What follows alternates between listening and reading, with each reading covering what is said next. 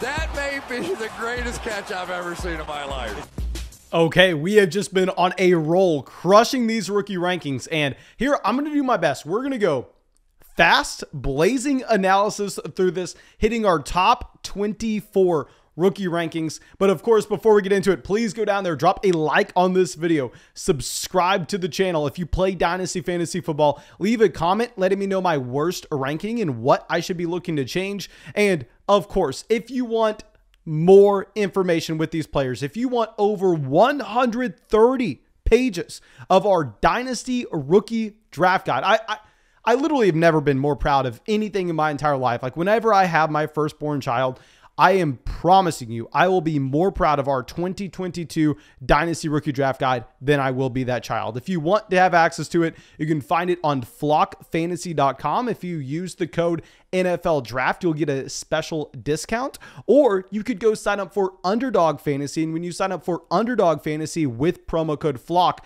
you will get our Dynasty Rookie Draft Guide, literally with just a $10 deposit. You will get all of our rookie rankings. You will get all of our startup rankings, and they will match your deposit dollar for dollar up to 100. Please go through the link in the description.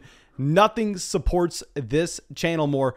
And that should be it. Let's go through. Let's dive into it. And we're going to talk Superflex. In our rookie draft guide, we have one quarterback rankings, but who the hell cares? Move the quarterbacks down. Okay, so let's start it off. Tier 1, player 1. Only guy here, Breece Hall. Breece Hall standing alone. I honestly don't even know what else there is to say with Breece Hall. What I will say is, do not think that he is going to be splitting the backfield with Michael Carter. Michael Carter will have a very, very, very small role. Breece Hall is going to be the 3-down running back here. And even if it takes until about week 10, even if it takes until about week 11 for Breece Hall to finally get up there and start seeing 70% of the snaps for this offense, hell, we saw with Javonte Williams last year, a running back prospect that I will tell you right now, Javonte Williams isn't nearly as good of a running back prospect that Breece Hall was. We saw that all you have to do is flash the talent, show the ability, and your next offseason, the Dynasty Fantasy Football community will already value you as a first-round startup pick if you had the pedigree beforehand. So hell, I'm drafting Breece Hall aggressively. I'm easily going to be taking him over and over and over again as a top 5 running back in Dynasty startup drafts. He's my 101 here. And going down to tier 2, I will say, there are elite level wide receivers in this class. This class is going to get very ugly very quick at the end of this video. But at the top, you got names you like. You have Drake London at our 2 spot. Now I know most people are going to prefer Treylon Burks here. Treylon Burks definitely is the better landing spot. Drake London, horrible landing spot going to the Atlanta Falcons. But what I love is just the fact that this is a wide receiver that looks like he was created in a lab. Like if we're talking about someone in their production profile coming out of college, we need to see a true freshman breakout. If we're talking elite prospects, check. We also want to see him dominate his final season there. Check. Over 45% of the team's passing yards. And he did so with Michael Pittman. Michael Pittman as a senior on that roster when Drake London was a freshman. He did so with Amon-Ra St. Brown as his sophomore when Drake London was a freshman. And I understand the 40-yard dash time may be concerning. It was concerning for me just slightly until he went as the first wide receiver in the NFL draft. Horrible situation in Atlanta. I don't care. He's an elite level player. I'm taking the talent over the situation in this case. And I'm doing the same thing with Garrett Wilson at 3. With Garrett Wilson, you go to that 2020 season whenever he had, a very bad quarterback at Ohio State. This guy, what was his name? Like Justin Fields or something along the lines. He only had like 200 passing yards a game whenever he had an offense loaded up with Chris Olave, Garrett Wilson, Jackson Smith-Njigba, Jameson Williams. But let's move on from that. With Garrett Wilson, this is a wide receiver that played over Jameson Williams his true sophomore year. This is a wide receiver that played over Jackson Smith-Njigba. This is a wide receiver that had some of the hardest competition for targets ever in college football. I would argue that 2020 Ohio State wide receiver room may have been better than the 2019 Alabama wide receiver room. Like easily a top 3 wide receiver room of all time for college football, and he was dominant in that setting. I love me some Garrett Wilson. I think Elijah Moore is probably a worse wide receiver than the competition he had in targets, even though I really like Elijah Moore. The one thing I'm worried about with Garrett Wilson is the landing spot. I don't like Zach Wilson. Now, going to our next player, we got Treylon Burks. Treylon Burks, a good prospect. The issue with Treylon Burks is he just didn't have the same level of competition for targets that you had with Drake London, that you had with Garrett Wilson. So I'm going to be willing to discount his production just slightly. He's not as good of a prospect as those other two players if you look at our model. That's available in our Dynasty Rookie Draft Guide. But with Treylon Burks, he is a big boy. He is going into that A.J. Brown role with A.J. Brown going over to Philadelphia. Clearly, I can't deny it, the best landing spot of these round one wide receivers.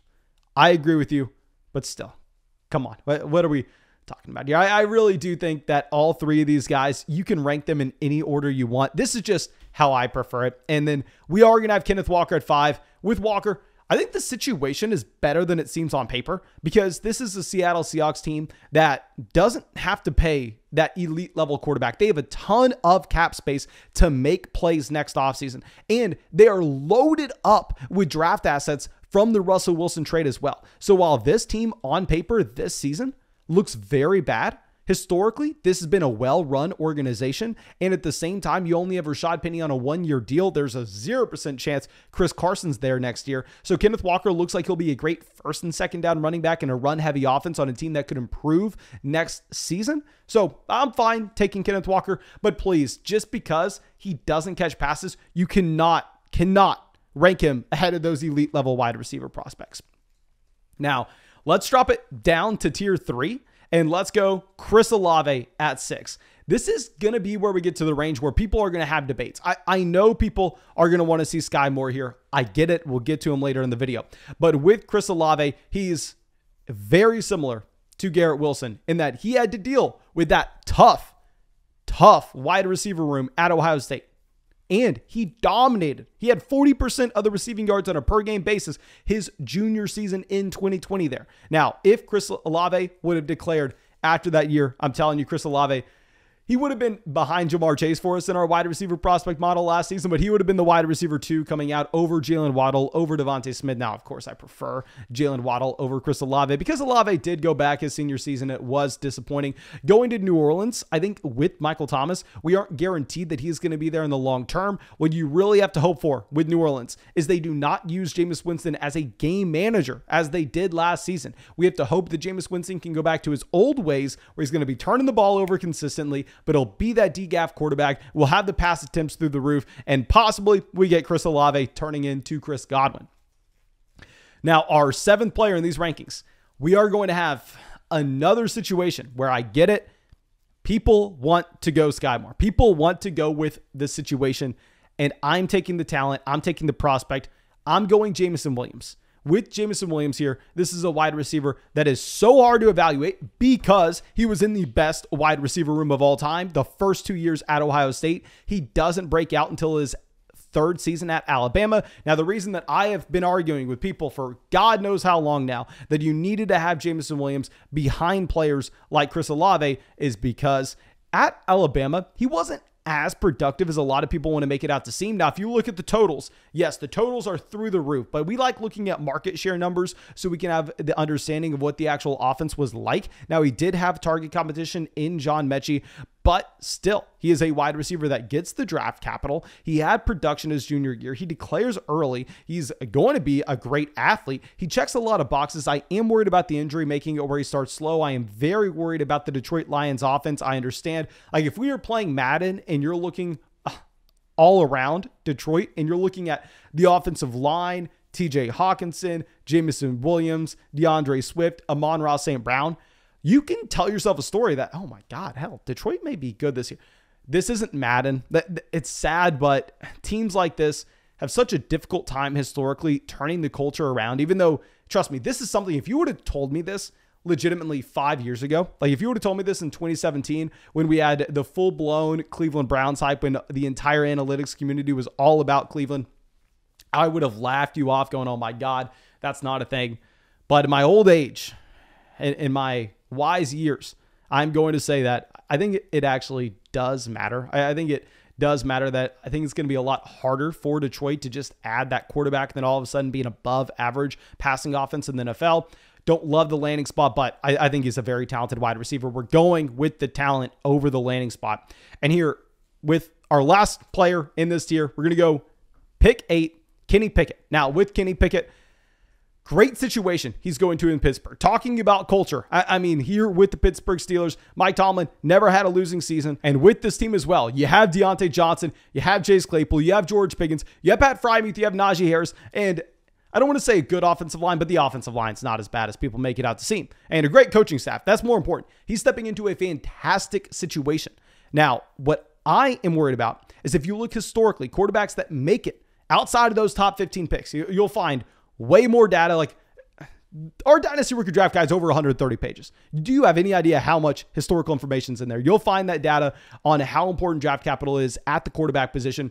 And falling to late round 1 historically is not a good sign, because even if you're stepping into that good situation, the issue is you're not going to have the same leash that a top 5 drafted quarterback is going to have. You're not going to be able to fail over and over and over again like Blake Bortles, like Mitchell Trubisky. If Pickett has a bad season, you could easily see Kenny Pickett getting replaced next year, which is the issue in investing too much into these late round 1 quarterbacks. I'm willing to do it if the player has an elite rushing ceiling, based on the idea that if he starts, we know he's going to be a great fantasy option. We're unsure of that with Kenny Pickett, which is why I'm going to take these top end wide receivers over him.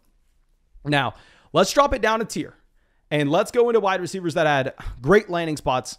Let's go over to Christian Watson, wide receiver 9. And with Christian Watson, I know another guy that people are going to want to have below Sky Moore. Like maybe I'm lower on Sky Moore than most people. I want to like him as much as everyone else, but I'm viewing the landing spot with Christian Watson in a better light than what we have in Kansas City. Let's just talk about both these players, because I do think they're very comparable prospects. If you say that Christian Watson could have came out after his true junior season, if it wasn't for the fact that this team dealt with COVID, if it wasn't for the fact that his team had to play football in the spring instead of the fall, if we give him that benefit of the doubt, Christian Watson has just as good of a prospect profile that Sky Moore does. And on top of this, if we're looking at the situations they're landing into, I mean, with Christian Watson here, he's going to a Green Bay Packers team that is number one receiver on the depth chart for competition is either Sammy Watkins or Allen Lazard, where Sky Moore does have to compete with Kelsey, with Juju, with Marquez Valdez-Scantling. And I expect both offenses to be some of the most efficient passing offenses in the NFL. So if I'm viewing both players and I'm saying that they are similar prospects, which I believe, you may disagree. I know most people are going to have Sky Moore a lot higher than this. I think I'm going to prefer the landing spot with the Packers over what we are going to find with Sky Moore. Now let's drop it down to tier 5. Let's go pick 11. Jahan Dotson, a wide receiver going to, yet again, a bad landing spot, goes to Washington, a team that I thought was possibly going to go with someone like Garrett Wilson. We thought they were going to get someone better at the beginning of round 1, but nonetheless, with Jahan Dotson, he fits a massive hole that they have. Like, this team has been running out some of the worst wide receiver 2s in football for God knows how long. He's going to be playing alongside Terry McLaurin. Terry McLaurin should lead this team in targets. Terry McLaurin should have the higher overall usage rate, which does worry me about Jahan Dotson, because this is an offense that shouldn't be that productive overall. And if we're going to be looking at a capped offense with Carson Wentz, and Jahan Dotson is going to be the wide receiver 2 here, despite him also scoring in a similar range to what we had with Christian Watson, to what we had with Sky Moore, all these players scored similarly to each other in our model. We are going to lower Dotson below them. I think this is where you get into landing spots. I think once we get down to these lower tier wide receivers, then I'm going to be more lenient about deviating from our model, deviating from our previous set of rankings, and going more so with the landing spot. And then the other wide receiver we're going to have in this tier will be George Pickens. With George Pickens here, I actually really like the landing spot in Pittsburgh, just because maybe I am being an idiot, but we have consistently seen this Pittsburgh Steelers team be one of the best teams in the NFL at either identifying wide receiver talent in the draft or developing young wide receivers on their roster. I don't know which is which. I don't know what's the chicken, what's the egg. I don't know why you always have these Pittsburgh Steelers wide receivers impressing. I mean, Juju Smith-Schuster, Deontay Johnson, Chase Claypool, all these guys were being drafted late in rookie drafts. Juju was the earliest out of all of them. Juju was a second-round pick in rookie drafts, but nonetheless, all these players hit to an extreme measure. George Pickens does check a lot of boxes. He did declare early. He did break out as a true freshman. He has the athletic profile you're looking for. So I get it. Yes, I was coming out and saying George Pickens overrated all offseason, but that's because people were talking about George Pickens up in the tier with Drake London, Garrett Wilson, Treylon Burks. That was because people were talking about George Pickens over Chris Olave. That's because people were talking about George Pickens over Jameson Williams, which was crazy. Crazy. I'll take him as the 12th player. And one thing you will notice, if you look at these rankings, the biggest takeaway you should have from this video is draft wide receiver in your rookie drafts. Like, we're going to get to running back tier 6 here. We will head over to James Cook, the 13th player off the board. With James Cook, like I've said before, I think it's going to be very hard for him to succeed because he is undersized, because he weighs less than 200 pounds, because he has a BMI of 27.8, because the most carries he has ever had on a per game basis in college was his senior season was 7.5. I don't think James Cook can handle a 3-down workload, but I will be fair and I will say that with James Cook here, if he was ever going to succeed, if it was ever going to happen for Cook, I would assume it's in a situation like Buffalo, where in Buffalo, we know this team will sustain drives. We know this team will be in the top portion of the NFL with red zone opportunities. And we know this team will be throwing the ball often. And James Cook is a capable pass catching running back. So I will say he finds legitimately the perfect landing spot you could ever ask for. Like, if he can turn into Kenyon Drake in Buffalo, that's fantastic. And he's worth this selection. I am very hesitant to say you should be drafting him. Like I said, give me Pickens, give me Dotson, give me Sky Moore, give me Christian Watson, give me all these wide receivers over James Cook, but I would understand why someone would want to draft him.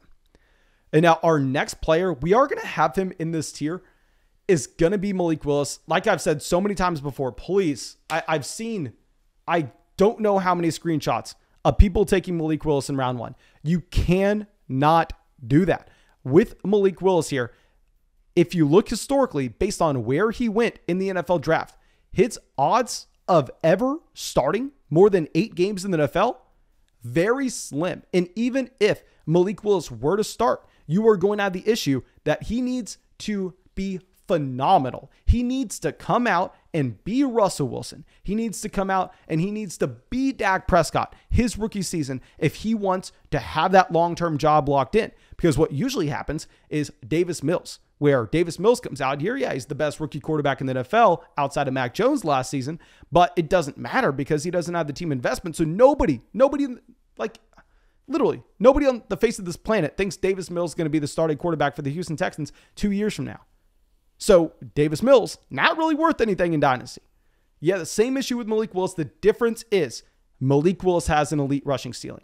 So what I would say is, I think if Malik Willis were to get the opportunity to start, if there were any rumblings about it whatsoever, you could then sell high on Malik Willis. So if you had to tell me, Mason, you know what? You're drafting in a Dynasty league that will never make a trade. Legitimately never. You're never going to have the opportunity to make a trade in this league. I'm not taking Malik Willis this high. Like, Malik Willis is probably falling another 5 spots for me. But based on the idea of the Dynasty marketplace, I think you can actually probably get value for Malik Willis. If he ever goes in and if he ever flashes anything, I'll be willing to take Willis here, but I'm not excited about it whatsoever. And I honestly don't even want to. Now, our next player, we are going to go down to tier 7. We got Rashod White, the 15th player off the board. With Rashod White, I love the landing spot. I mean, with the Tampa Bay Buccaneers, this is a team that's been looking for that passing game running back. They went out there, they signed Giovanni Bernard last offseason. With Rashod White, I think he is almost in a Tony Pollard range, where you know he's going to have a small role throughout the season. You're not going to be able to start him, however, unless the starting running back goes down in front of him.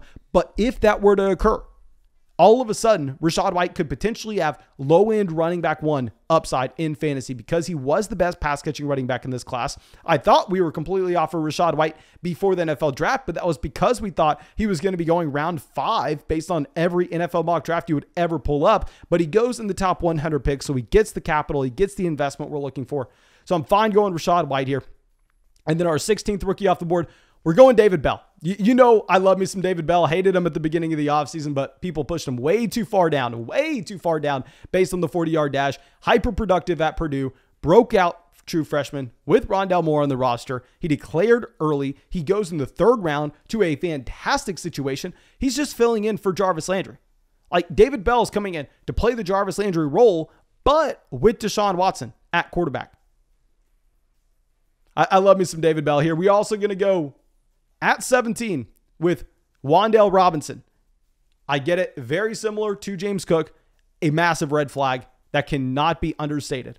Wan'Dale Robinson is very small, and a ton of people in Dynasty just got burned by going down that same path with Rondale Moore.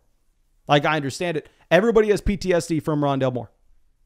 Not going to blame you if you don't want Wan'Dale Robinson. But what I'm going to look at is the fact that if we're looking at his production profile, if we even throw out the window what he did running the football in college, saying, you know what, I don't think he's going to be able to do that in New York. Fine. If you want to make that argument, fine. But if you look at what he just did as a receiver, as a junior in the SEC, he had over 100 receptions. That's like, he had over 45% of his team's passing offense. Over 100 receptions. One of the most productive players in this draft class. He gets the draft capital as well. He is a good athlete. He's dynamic. He's very, very small, and that's why he's not going to be a first-round pick for me, because if Wan'Dale Robinson was prototypical size, like if you just switch the bodies of Wan'Dale Robinson as well as Treylon Burks, Robinson would be a top 3, top 4 pick in this draft class. Easily.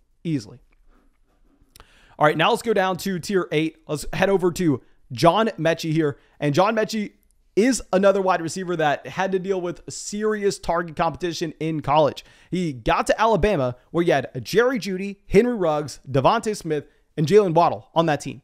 Can't blame the man for not producing. And at the same time, his true junior season, you had Jameson Williams there at Alabama. So the issue with John Metchi is that if you're looking at our wide receiver prospect model, he's going to score lower than a couple players going behind him. But you have to go through, you can't do everything off a spreadsheet. You have to put the context into the situation. He does find a decent landing spot in Houston, assuming that they can go out there and they can get that long-term quarterback next offseason. Maybe they bring in his college quarterback in Bryce Young. That'd be very exciting. And now let's go down a tier. Let's go over to tier 9, and we are going to lead off with Damian Pierce. A running back that I am not a big fan of the prospect. I don't necessarily love Damian Pierce, the running back himself. But what I will say is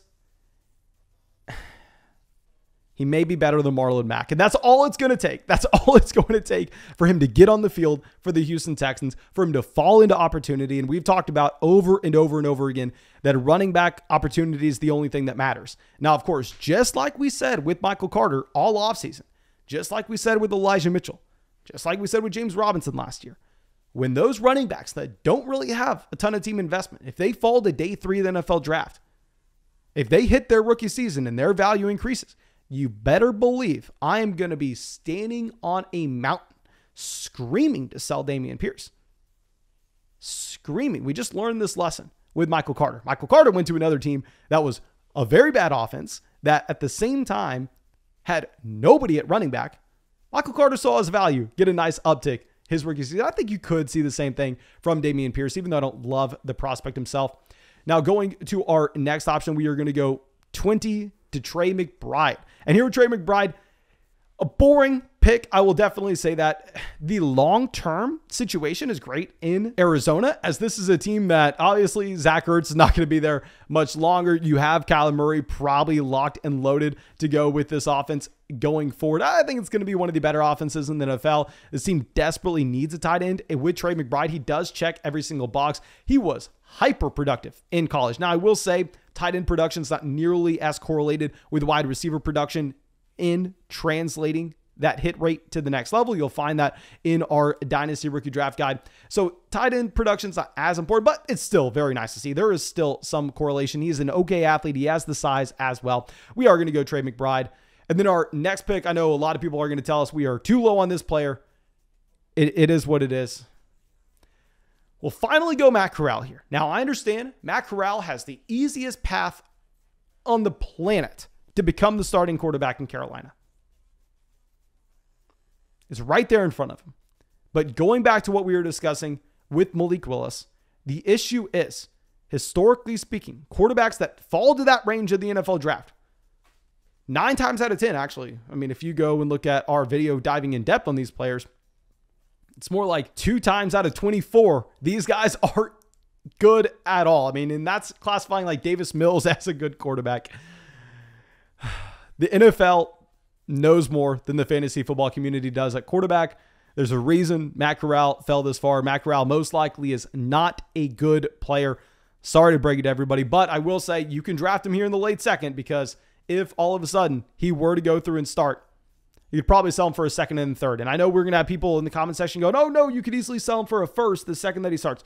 If you're saying that, you just simply don't play in real Superflex leagues. Like, go try to sell Davis Mills for a 2023 first round pick right now. Please let me know how that works out for you. We're going to have Desmond Ridder right after him. Desmond Ridder, kind of the same thing. I mean, easy path to starting, a decent situation. The difference is with Desmond Ridder, he has no rushing upside.